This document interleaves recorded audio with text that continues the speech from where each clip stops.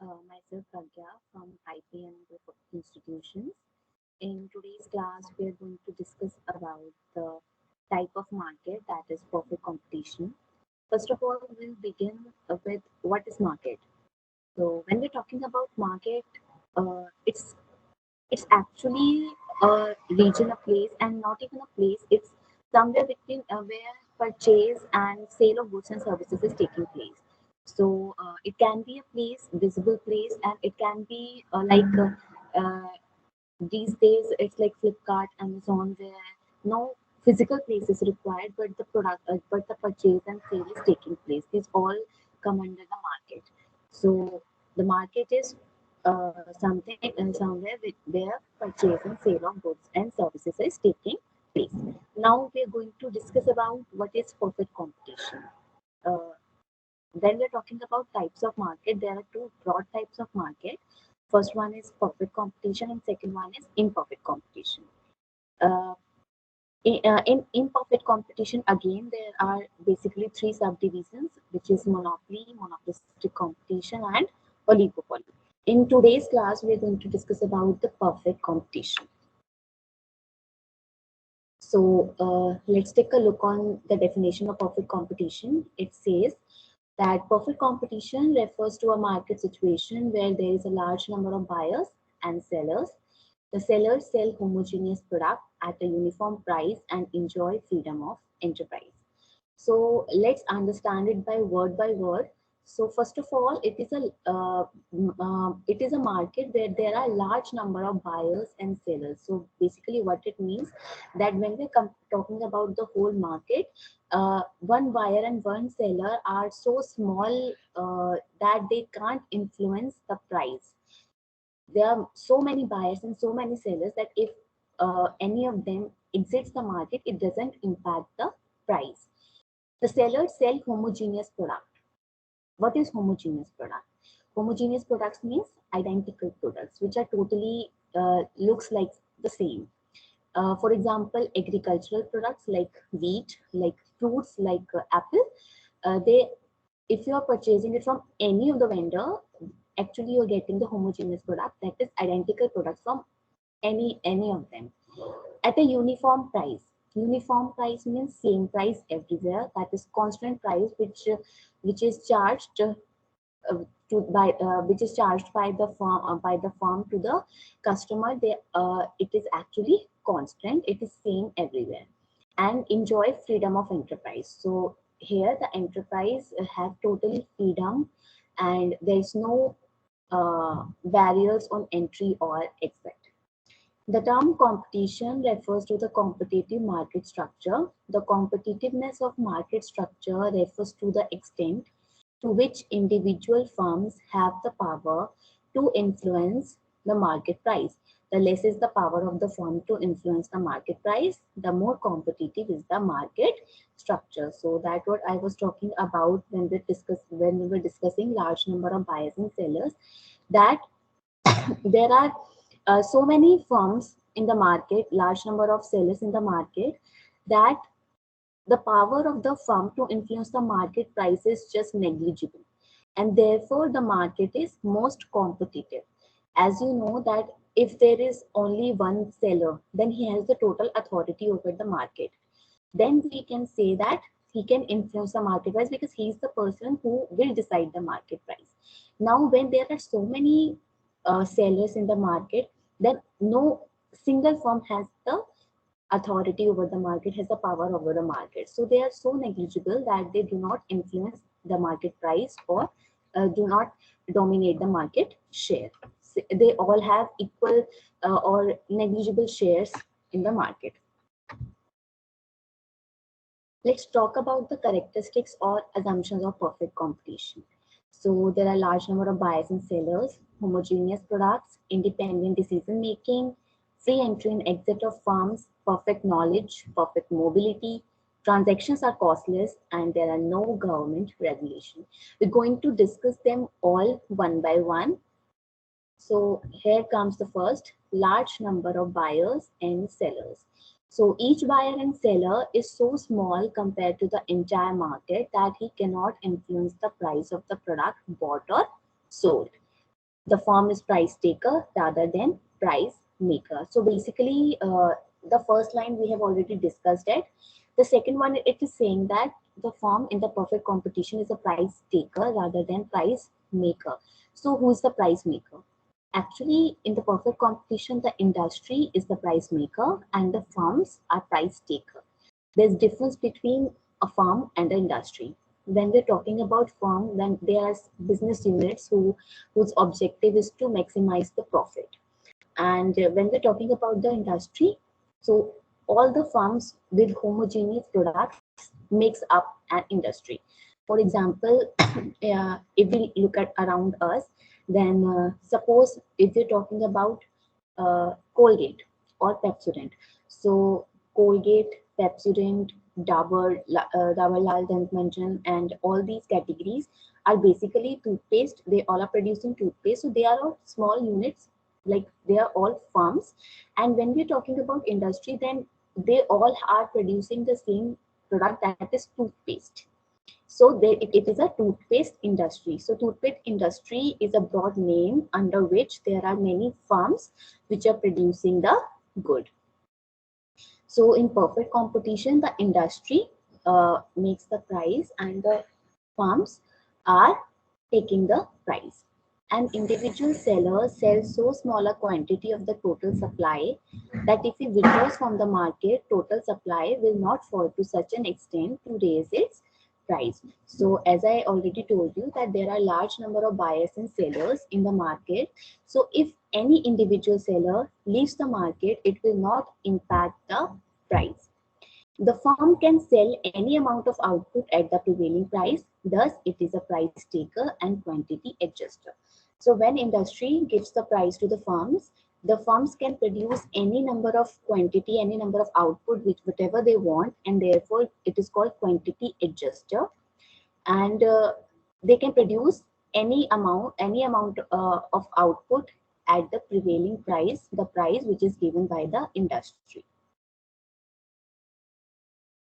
The next characteristic is homogeneous products. Homogeneous products means identical products. The units sold by each firms are homogeneous in perfect competition. Consequently, buyers have no reason to prefer the product of one seller to the one of another seller. Since the output of all firms are identical, they have not to incur any selling cost. So basically, all the sellers are selling same product in the market. So there is no incentive for any buyer to prefer any seller over another, because they all are selling the same things. And because they are all selling the same things, there is no selling cost. Selling cost means advertisement cost. Look, we do advertisement when we know that we have some unique feature in our product. But if all the products are identical, there is no reason to incur any selling cost. Next one is independent decision making. Buyers and sellers are free from any barriers or restrictions with regard to their buying and selling of any product. There is no agreement between buyers and sellers in respect of their production, quantity, or price of a good. Buyers do not have any attraction to buy the good from a particular seller. So basically, buyers and sellers both are independent regarding the decision they are making about from whom they want to purchase the product, and the sellers may decide that to whom they want to sell their product. Next is free entry and exit of firms. Under perfect competition, any new firm can enter or exit any industry. There are no legal or social barriers on the entry of new firms into any industry. So basically, there are no restrictions in entering or exiting the industry. There's totally the freedom of enterprises have total freedom of making their decision about if they want to enter the market or they want to exit the market. If they are looking at, okay, the industry is earning profit, they can enter the market, and if they're making losses, they can exit the market whenever they want. It means that new firms can easily enter industry if it appears profitable.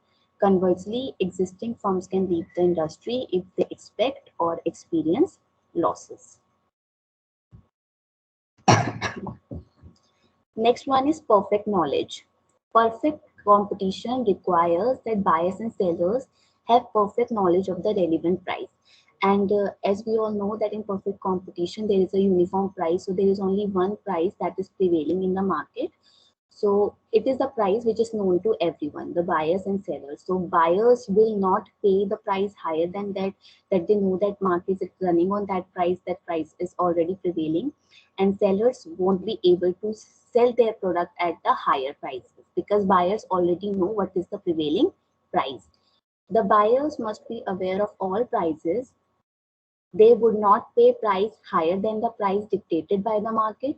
The sellers would not sell at a price below that dictated by the market. And sellers cannot sell at a price below whatever is the industry has given them. Consequently, uniform prices will prevail in the market. Therefore, there is no uncertainty in the market. So there is no uncertainty. The market is totally certain as the price is already known to everyone. Next feature is perfect mobility. What is mobility? Mobility is moving from one place to another. So another characteristics of perfect competition is that all resources are perfectly mobile. It means every resource can be switched from one use to another. Labor must be able to move from one region to another and from job to job. So here we're talking about two things. Firstly, that the resources we are using in making a product, uh, the factors like labor and machinery, they can be switched to with each other. And secondly, the labor can be switched from one industry to another without any problem. Transactions are costless. Buyers and sellers incur no cost in making exchanges. There is no cost of transport. This assumption is important because we have already assumed that there are uniform prices. So if the transactions will be incurred with prices, then there will be difference in prices as and because from place to place there will be add of the transportation cost and all other transactions cost. So therefore, here it is assumed that there is no cost of transportation and the uniform price is prevailing all over the market, all over any region. So it will be like here also the same price it is giving like in Delhi, and in the and if we're talking about Kerala, then the same price are prevailing in the Kerala which are going in Delhi. This assumption is necessary to maintain uniform price throughout the market. And the last assumption is no government regulation. So here the government allows free play of market forces. What are market forces? That is demand and supply. So here the industry decides the price when according to the free play of market forces. Whenever demand and supply intersects, the price is decided by the industry to operate in the market, and the same price is taken by the firms and they produce output. As we know that they are quantity adjuster, so they produce any level of output at the prevailing price. And there are no government intervention in the form of tariffs, subsidies, or rationing. Already told you about this firm versus industry. Firm are the small units, and industry is actually all the small units which are producing the homogeneous products makes up an industry. So this is how industry makes the price and firm takes it. So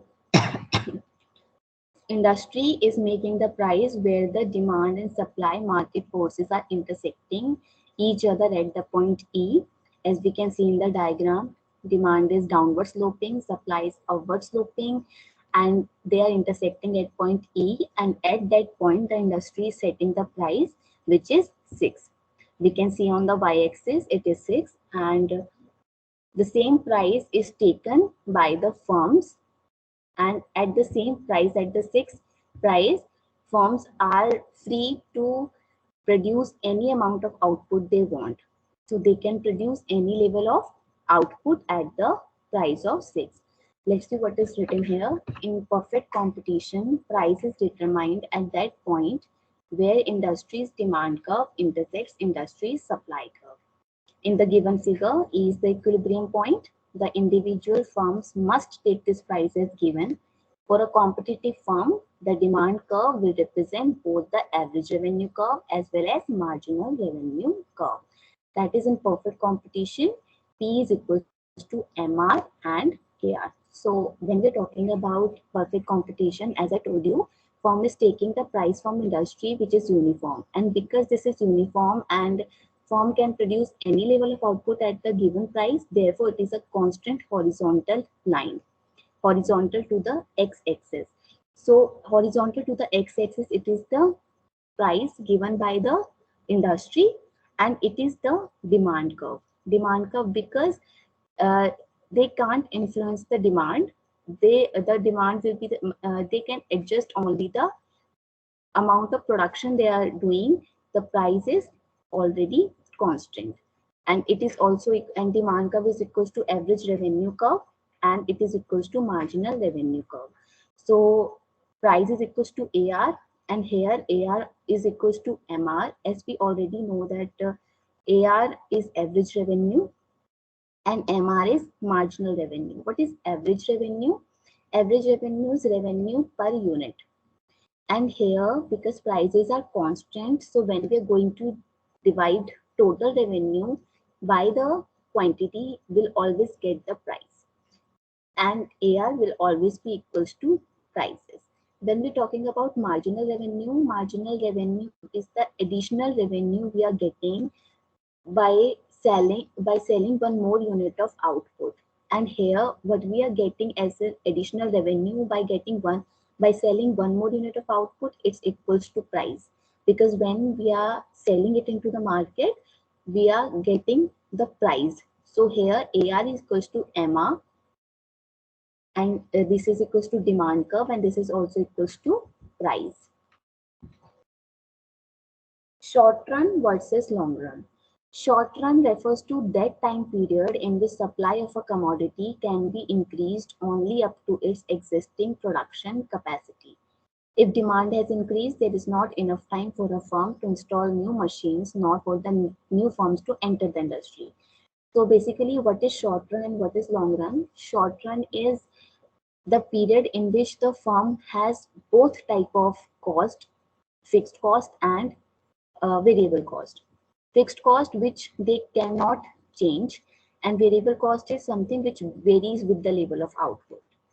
So in the short run, the firm do not have that time that they can increase or decrease their fixed cost. There's not enough time for a firm to install any new machinery, nor for the new firms to enter the industry. Whereas when we are talking about long run, it refers to that time period in which supply of a commodity can be increased or decreased according to the changed conditions of demand. So there is no fixed cost in the long run. There is only variable cost, because we can change everything. We can install new machines in long run. So there's nothing like fixed cost in the long run, because anything can be varied. But in the short run, there are some things which cannot be changed. Like if there is infinite demand, then in the short run, we won't be able to demand into the production because of the production capacity of the machinery, as we can't change it. But in the long run, we have enough time that whatever demand the market has, we can make it possible to produce all of them, because we have the time to add on the machinery required to make it possible to produce all the units of output. Uh, we'll discuss short run equilibrium of the firm in the next class, because we do not have sufficient time for that. I hope you all have understood what perfect competition is. Thank you.